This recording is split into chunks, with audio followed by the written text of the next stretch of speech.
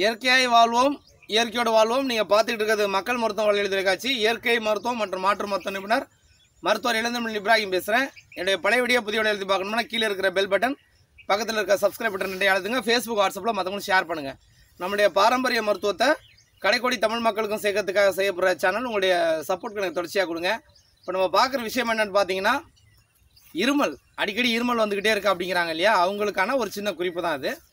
இருமல் அப்படின்னா சளியுடைய இண்டிகேட்டர்னு முதல்ல புரிஞ்சுக்கணும். எப்போவுமே ஒரு பிரச்சனை, அது உதாரணமாக ஒரு வீட்டுக்குள்ளே நெருப்பு பிடிக்குது அப்படின்னா, அந்த வீட்டில் ஒரு இண்டிகேட்டர் அடிக்குதுன்னு வச்சுங்களேன், ஓடி போய் இண்டிகேட்டர் ஆஃப் பண்ணக்கூடாது. நெருப்பு அணைச்சாலும் இண்டிகேட்டர் ஆஃப் ஆயிரும் இல்லையா, அது வந்து ஒரு நமக்கு தகவல் சொல்கிற ஒரு விஷயம். அதை போய் ஆஃப் பண்ணக்கூடாது. அதே மாதிரி தான் இருமலும்.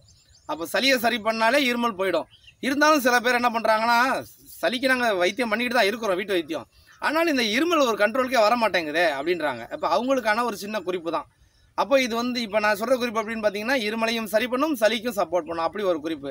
எலுமிச்சை சாறு, எலுமிச்சை சாரோட தேன் கலந்து நீங்கள் அந்த மாதிரி இருமல் வர நேரங்களில் சாப்பிட்டீங்கன்னா உடனடியாக இருமல் நிற்கிறதுக்கு நிறைய வாய்ப்பு இருக்குது.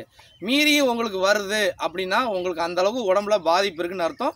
அப்போ கொஞ்சம் கொஞ்சமாக காலை மாலை அது மாதிரி 2 வேளை நீங்கள் சாப்பிட்டுட்டே வந்தீங்கன்னா சளியும் உங்களுக்கு கட்டுப்பாட்டுக்கு வரும், அதே நேரம் உங்களுக்கு இருமலும் கட்டுப்பாட்டுக்கு வரும்.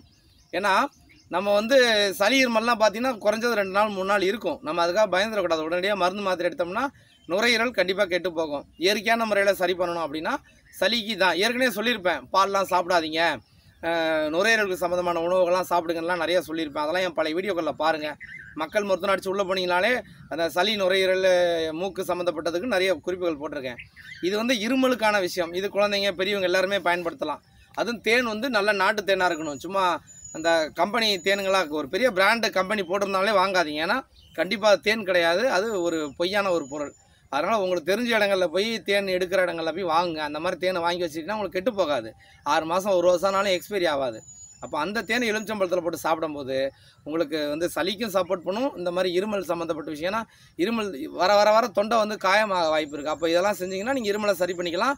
அதே நேரம் சளிக்கான வீட்டு வைத்தியங்களும் நீங்கள் செஞ்சுக்கிட்டே வந்தீங்கன்னாக்க கொஞ்சம் கொஞ்சமாக உங்களுக்கு சளியும் சரியாயிடும். இந்த வீடியோ உங்களுக்கு கண்டிப்பாக பிடிச்சிருக்குன்னு நம்புகிறேன். கீழே இருக்கிற பெல் பட்டன், பக்கத்தில் இருக்க சப்ஸ்கிரைப் பட்டன் அழுத்துங்க. ஃபேஸ்புக், வாட்ஸ்அப்பில் மற்றவங்களுக்கு ஷேர் பண்ணுங்கள்.